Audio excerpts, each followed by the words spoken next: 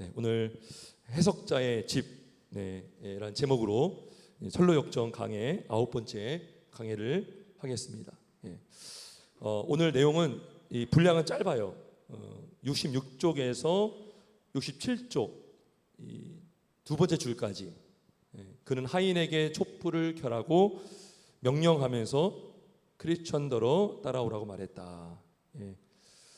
자, 제가 짧으니까 잠깐 읽어볼게요. 자, 쉬지 않고 걸음을 재촉하여 이내 해석자의 집에 이른 크리스천은 여러 번 문을 두드렸다. 마침내 어떤 사람이 문 쪽으로 나오더니 용건이 무엇인지를 물었다. 크리스천, 전 멸망의 도시에서 온 나그네인데 이 댁의 주인과 잘 아시는 분이 저에게 이리로 와서 이 댁의 주인을 뵈면 그분이 유익한 것을 보여주실 거라고 가르쳐 주어서 여기까지 왔습니다. 그러니 이 댁의 주인님을 좀 만나 뵈었으면 하는데요. 문지기가 주인을 부르러 간 지 얼마 되지 않아 주인이 크리스천에게 다가와서 무슨 용건이 있는지를 물어보았다. 크리스천, 저는 멸망의 도시를 떠나 시온산을 향하여 가고 있는 나그네인데 저 좁은 문 안에서 서 계신 분이 가르쳐 주시기를 당신을 찾아가면 여행길에 도움이 될 만한 유익한 것들을 보여주실 거라고 해서 이렇게 찾아왔습니다. 해석자, 어서 들어오십시오. 당신에게 도움이 될 만한 것들을 보여드리지요. 그는 하인에게 촛불을 켜라고 명령하면서 크리스천더러 따라오라고 말했다. 여기까지거든요. 자, 지금 이 해석자가 그 크리스천이요. 이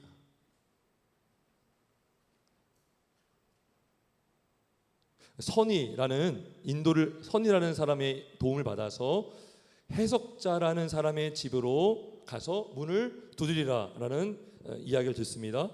그래서 이 크리스천이요 쉬지 않고 재촉해서 해석자의 집에 이르렀는데 여기서도 문이 있어요. 문 두드립니다. 두드려. 그리고 두드렸더니요 문이 열리면서 문지기가 나오는데 주인님을 모시고 오겠다 해서 주인이 왔는데 그 주인이 누구냐? 해석자예요. 해석자. 자, 여러분, 해석자가 누굴까요? 해석자가 누굴까요? 해석자가 뭐예요? 해석해 주는 거죠. 뜻을 풀이해 주고, 그죠? 알려주고 밝혀주는 일을 하는 거죠. 그게 해석인데 해석자가 누굴까요? 바로 성령님을 말합니다. 성령님은 우리의 해석자이셔요. 자, 이 성령님의 은혜가 없이는 우리는 예수를 믿을 수 없어요. 말씀을 깨달을 수가 없습니다. 성령님이 환하게 밝혀주셔야 되는 것처럼 이 해석자는 어떤 방으로, 이 해석자의 집에는 7개의 방이 있거든요. 7개의 방을 이렇게 보여주면서 설명해줘요. 그래서 우리가 이제 다음 주부터 이제 7가지 이 방에 대해서 이제 말씀을 또 나눌 건데요. 이 해석자가요 이거를 다 해석해 줍니다. 이 성령님의 밝혀주심의 은혜. 자, 볼까요? 자, 그는 하인에게 촛불을 켜라고 명령했죠. 이 촛불을 켜주는 게 뭐예요? 촛불을 켜면요 어두운 방이 환하게 밝혀집니다. 그래서 이 첫째 방에는요 초상화가 있는 걸 보게 돼요. 불을 켜지 않으면 초상화를 볼 수 없지만 불을 켜니까요 초상화를 볼 수 있었어요. 그러니까 이 불을 탁 켜는 게 뭐예요? 성령님의 불을 밝혀준 겁니다. 그렇죠? 성령께서요 우리의 눈을 밝혀주셔야 우리는 믿음으로 주님을 볼 수가 있습니다. 성령께서 환하게 성경을 밝혀주셔야 성경을 보면 깨달을 수가 있습니다. 이 깨달음을 갖잖아요. 그러면 성경이 얼마나 달콤한지 몰라요. 이 성령께서 밝혀주시는 은혜. 여러분, 그러면 성도 여러분, 성령의 은혜를 받기 원하십니까? 성령의 은혜, 깨닫게 하시는 은혜, 밝혀주시는 은혜 어떻게 받을 수 있을까요? 자, 그 답이 오늘 읽은 누가복음 11장 5절에서 13절의 말씀에 나와요. 한번 보겠습니다. 성경 본문을 보겠어요. 자, 예수님께서 주기도문을 먼저 말씀해 주셨어요. 11장 1절에서 4절까지는요, 이 주기도문에 대한 가르침이죠. 자, 기도를 가르치시고 기도하는 태도를 말해줘요. 기도하는 그 간절함, 이게 오늘 본문이거든요. 자, 이런 비유를 듭니다. 누가 벗이 있는데, 또 어떤 벗이, 그 벗이 있는데 밤중에 그에게 왔는데, 그러니까 친구가요, 밤중에 우리 집에 찾아온 거예요. 근데 그 벗이 뭐라고 하냐면, 내 벗이 여행 중에 내게 왔으나 내가 먹일 것이 없다. 그러니까 친구네 집에 가서 내 친구가 와서 줘야 될 먹을 것이 없어서 또 다른 친구에 가서 먹을 것을 달라고 한 거죠. 근데 그 친구가 자고 있습니다. 지금 침실에 이렇게 누워 있어요. 침실에 누워 있어서 얼마나 귀찮습니까, 여러분? 몰라, 이게 밤인지 새벽인지 모르겠지만 고운하게 잠을 자려고 하는데 친구가 막 초인종을 눌러서, 야 친구야, 지금 우리 집에 친구가 놀러 왔는데 야 먹을 것을 줘야 되는데 먹을 것이 없다, 좀 내어달라. 그러면 얼마나 귀찮아요. 잠도 못 자고. 자, 근데요, 예수님 뭐라고 합니까? 내가 너희에게 말하노니 비록 벗됨으로 인하여는 일어나서 주지 아니할지라도, 그러니까 친구 자체로는 일어나지 않을 수 있는데 그 간청함을 인하여 일어나 그 요구대로 주리라. 간청이 뭐죠? 간절히 청하는 거죠. 지금 예수님께서 기도의 자세를 말하고 있어요. 여러분, 우리가 기도할 때 어떻게 기도해요? 주면 주고 말면 말고, 그게 아니라 기도는 무슨 기도냐? 간절히 간구하는 거예요. 간절히. 그 간청함으로 인하여 일어나 주리라. 그러면 간청하는 그 태도가 어떤 태도입니까? 어떻게 간청합니까? 그게 또요, 바로 9절에 나와요. 9절. 우리 9절 10절 한번 같이 읽어보겠습니다. 9절 10절 같이 읽습니다. 시작.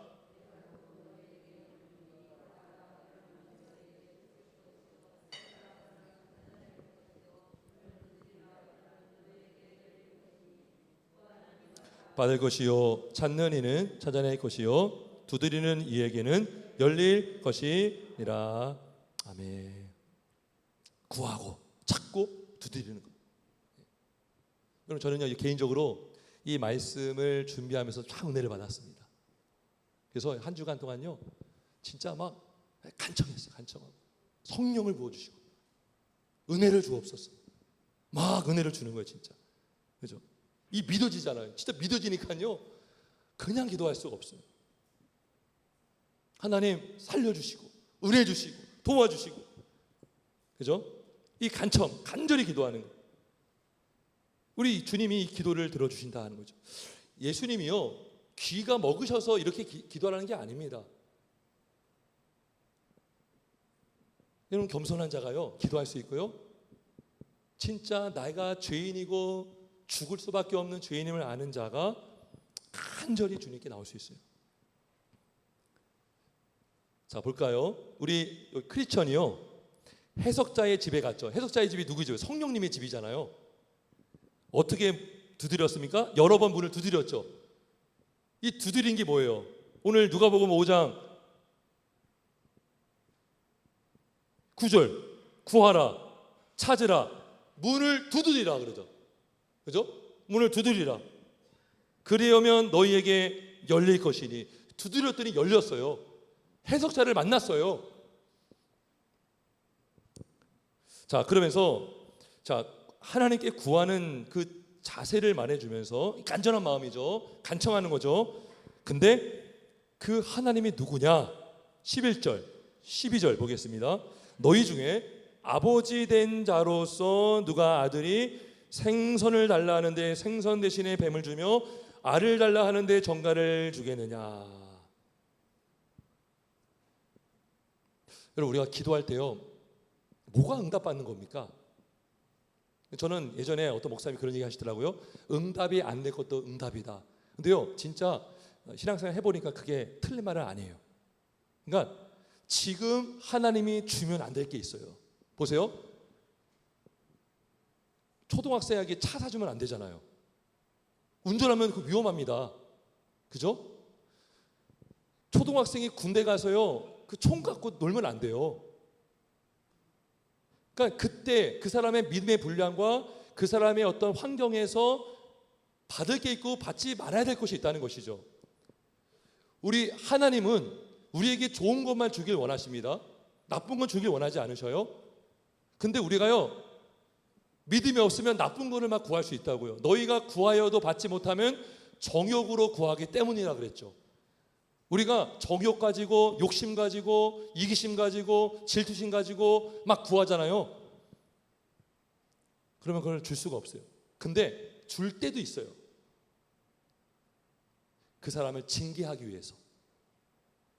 그걸 주면은 독이거든요. 근데 어느 때는 많이 줄 때가 있어요. 그게요 우리가 분별해야 되는 거예요. 여기 보면 생선을 달라는데 뱀을 누가 주겠느냐. 우리 하나님은 뱀을 줄 분이 아니에요. 생선을 달라 하면 생선을 줄 뿐 아니라 더 많은 것을 주실 수 있는 분이십니다.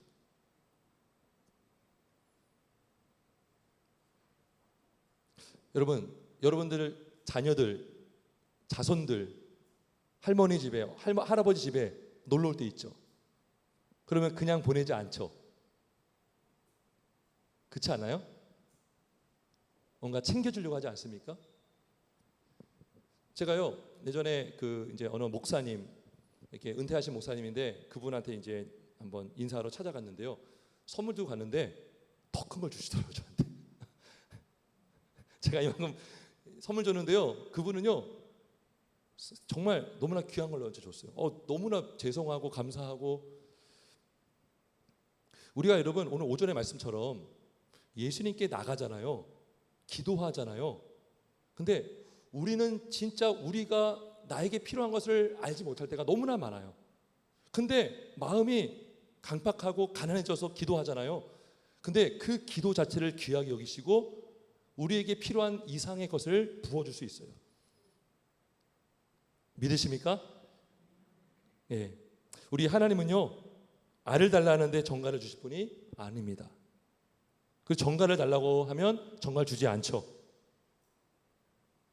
나쁜 것을 구하면 그거를 주시지 않고 좋은 걸 주길 원하시고, 또 좋은 거를 구하면 하나님의 때와 그 사람에 맞게 그것을 줄 때가 있다는 것입니다.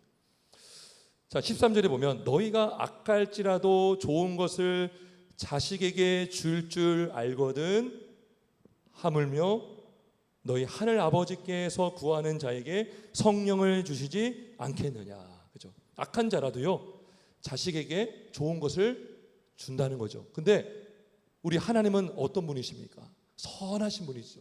좋으신 분이시죠. 그러면 얼마나 더 큰 것을 줄 수가 있겠어요? 얼마나 더 많은 것을 줄 수가 있겠습니까? 근데 지금 계속 구하는 것, 간청하는 것, 두드리라, 찾으라, 구하라, 구하는 이마다 받을 것이다 라고 하는데 그 구하는 걸 뭘 구하냐? 오늘 13절에 보니까 성령을 주시지 않겠느냐. 마태복음에는요 좋은 것을 주시지 않겠느냐. 이 좋은 게 뭐예요? 성령님이에요. 성령을 주시지 않겠느냐. 여러분 성령의 은혜가 얼마나 큽니까? 성령의 충만함을 받으라. 성령을 받으라. 성령을 받는 것. 여러분 사도행전을 보니까요 이 사도들과 제자들이요 성령의 인도를 받아서 막 이동하고 움직여요. 성령의 막 지배를 받아요. 우리가 성령의 지배를 받지 않는다면 어떤 지배를 받죠? 악령의 지배를 받습니다. 정욕의 지배를 받습니다. 세상의 지배를 받습니다. 그 인생은요 위험한 인생이고 망가지는 인생이고 멸망의 길로 가는 겁니다. 그런데 우리가 성령의 지배 받잖아요. 성령의 그 충만을 받잖아요. 그러면 성령의 인도함 받아서 우리의 인생길이 선한 길로 인도를 받을 수가 있습니다. 여러분 크리스천이요 좁은 문이 보이지 않았지만 그 좁은 문을 보고 향할 수 있었던 것은 빛을 보았기 때문인 것입니다. 그게 마치 성령께서 밝혀준 거예요. 이 성령의 그 조명, 성령의 은혜, 이 성령의 은혜를 우리가 구해야 되는 거예요. 성령을 받게 해달라. 성령의 충만함을 받게 해달라.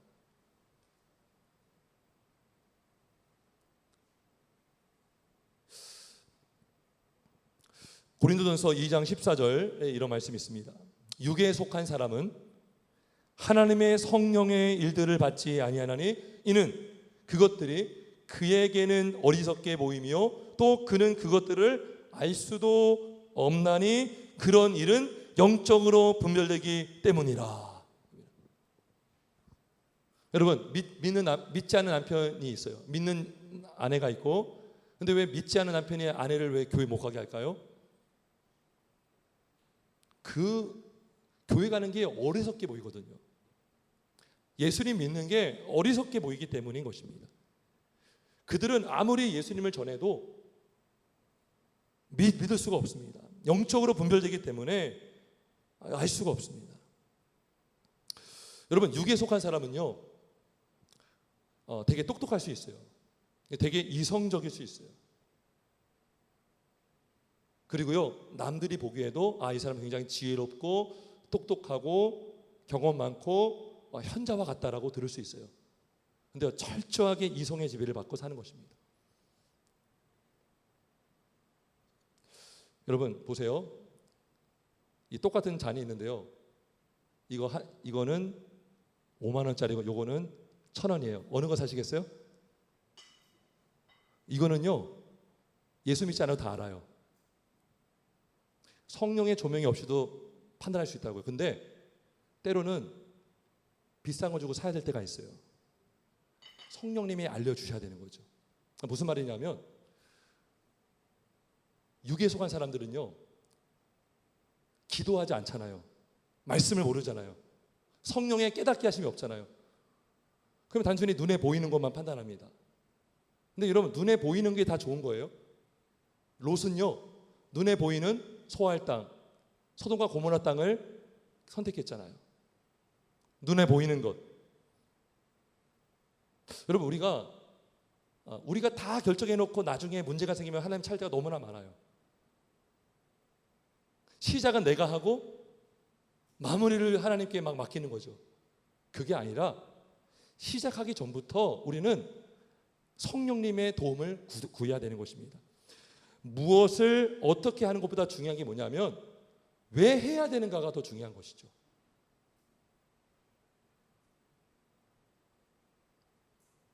왜 해야 되는가?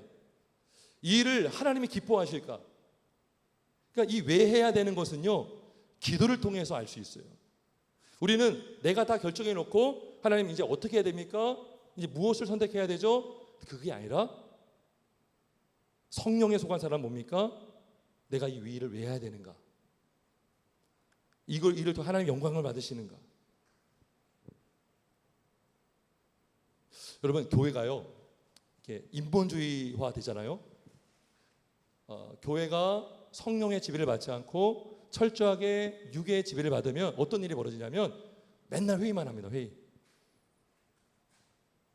회의를 하는데 여러분, 결론이 안 나잖아요. 어떻게 해요? 표로 이제 자 14대 6 6을 가자. 근데 이게요, 얼마나 위험한지 아세요? 물론 그렇게 해야 될 때도 있어요. 근데 보세요, 이스라엘 백성들이 가나안 땅에 정탐했죠. 몇 명이 정탐했죠? 12명이 정탐했어요. 근데 10명이 뭐라고 했어요?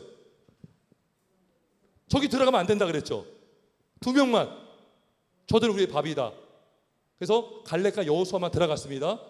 근데 거기서 만약에 막 논쟁이 일어나가지고 야, 이거 표로 한번 붙이자. 10명이 반대하니까 안 가. 그게 아니라는 거예요.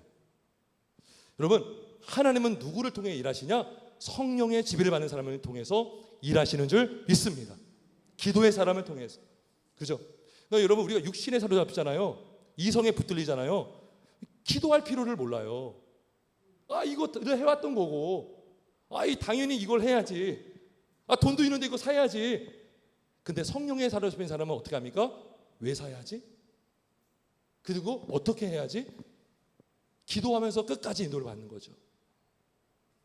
그래야 문제가 없고 탈이 없습니다. 근데요, 막 여러분 조직으로 교회가 변화되는 게 아니에요. 그죠? 회의를 해서 막 뭔가 변화되는 게 아니에요. 성령의 은혜가 필요한 줄 믿습니다. 성령의 은혜. 여러분 그래서 성령의 인도를 구하는 게 너무 중요한데요. 특별히 교회 지도자들, 목회자, 장로, 또 집사와 권사, 그죠? 주의 일을 하는 사람들은요, 정말 성령의 은혜를 구해야 되는 것입니다. 그죠? 저도 이제 목회하면서 성경만 알아야 될 것이 아니라 이 상황, 이 시대를 또 분별할 수 있는 정말 그 은혜가 저는 필요합니다. 그죠? 그래서 어떻게 말씀을 전해야 될 것인가, 어떻게 적용해야 될 것인가, 그죠? 이 성도들의 이 상황을 또 알아야 되고, 그죠? 이게 보여주셔야 되거든요. 보여주셔야 돼요. 그죠? 그래서 이분이 이렇게 힘들어 하시는구나. 이래서 이렇게 이 부분이 정말 기도가 필요한 거구나. 알게 된다는 것이죠. 성경도 마찬가지예요. 가장 답답할 때가 성경을 아무리 봐도요, 이해가 안 돼요. 참고를 어떤 책을 봐도 이해가 안 되고, 그때는 정말 너무 답답해요. 막 기도하게 되고, 그러면 어느 순간 딱 알려주시고. 여러분 에베소서 우리 1장 17절 19절 한번 볼까요? 우리 한번 찾아보겠습니다. 에베소서 1장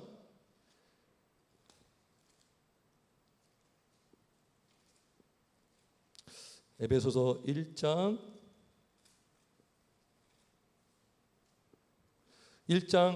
17절에서 19절. 에베소서 1장 17절에서 19절. 제가 읽어봅니다. 지금 이게 바울의 기도거든요. 바울이 어떻게 기도하느냐?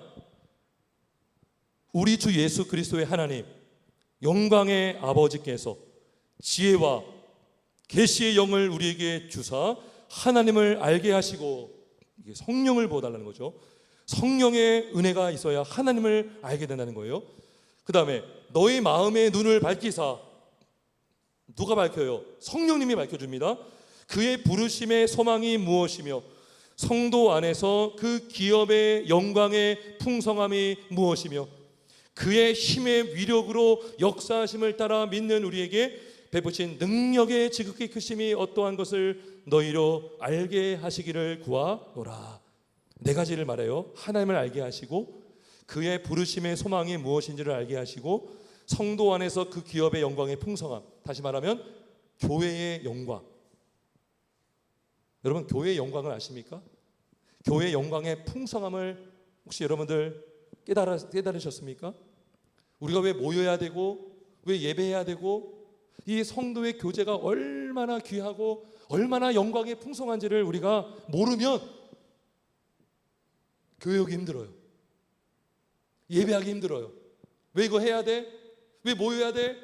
늘 이렇게만 말할 수밖에 없죠. 근데 그 기업의 영광의 풍성함, 이게 뭐예요? 주님의 몸된 교회의 풍성함이 무엇인지를 알면 얼마나 교회가 귀한지를 알 수 있어요. 교회가 여러분 신적인 기관입니다. 하나님이 세우신 유일한 기관이에요. 신적인 기관이에요. 그 힘의 위력으로 역사하심을 따라 믿는 우리에게 베푸신 능력의 지극히 크심이 믿음의 능력이죠. 믿음을 통해서 하나님 역사하시잖아요. 어떠한 것을 너희로 알게 하시기를 구하노라. 그죠? 우리 이 기도를 해야 됩니다. 그죠? 나를 위해서 기도하고, 교회를 위해서 기도하고, 목사를 위해서 기도하고, 이 지혜의 영이 부어져야 성경을 분별하고 깨닫고 말씀을 전할 수 있어요. 여러분들도 성경을 볼 때에 이 은혜가 있어야 성경을 보면서 주님의 마음을 알 수가 있습니다. 그죠? 성령의 은혜, 성령의 은혜를 구하시는 저와 여러분 되길 주의 이름으로 축원합니다. 성령의 은혜가 아니고서는 우리가 이 주님을 알 수 없고 깨달을 수 없습니다. 말씀을 정리합니다. 예수님이 말씀하셨어요. 구하는 자에게 성령을 주시지 않겠느냐. 우리 예수님은요, 거짓말하는 분이 아니셔요. 빈말을 하시는 분이 아니라고요. 시건하시는 분이 아니십니다. 우리 예수님은 약속하시고 그 약속을 믿고 구하는 자에게 반드시 부어 주실 줄 믿습니다. 그걸 믿는 거죠. 성령의 은혜, 깨닫게 하심의 은혜. 여러분, 이건 목사만 아닙니다. 여러분들 자녀들도 마찬가지입니다. 진로의 문제, 그죠? 결혼의 문제, 내가 어떤 일을 해야 되고 왜 해야 되고 누구를 만나야 되는지, 이 모든 것들이요 성령님이 밝혀 주셔야 되는 거예요. 근데요, 놀라운 것은요, 제 경험상 보면 막 기도하잖아요. 근데 어느 때는요, 처음 만난 사람이 어떤 말을 탁 던지는데요, 그게요 성령님의 음성으로 들릴 때가 있어요. 처음 만나서 딱 던졌는데 제가 기도하고 있었던 내용을 이 사람이 딱 말해주는 거예요. 그거 누가 말해준 거예요? 성령님은요, 하나님은 누굴 통해서 말하는지 아세요? 나귀를 통해서도 말씀하셔요. 나귀를 통해서도 말씀하시는 하나님께서, 여러분, 우리가 몰랐던 사람이라고 해서 우리에게 말씀을 못 해주실 분이 아니다라는 것이죠. 세상의 어떤 돌아가는 환경을 통해서, 또 교회 오면 목사나 또 직분자, 구역장을 통해서, 나눔을 통해서 내가 정말 숙제였고 알고 싶고 이해 안 됐던 것 기도하고 있었는데 그냥 유레카처럼 다 뭔가 눈이 딱 떠지는 것처럼 해결받는 역사가 일어날 때가 얼마나 많습니까? 이러한 성령의 조명하심, 그 성령의 은혜를 구하는 자마다 깨닫게 하시고 성령을 주실 줄 믿습니다. 그 은혜를 사모하시는 저와 여러분 되길 주님의 이름으로 축원합니다. 우리 찬송 부르고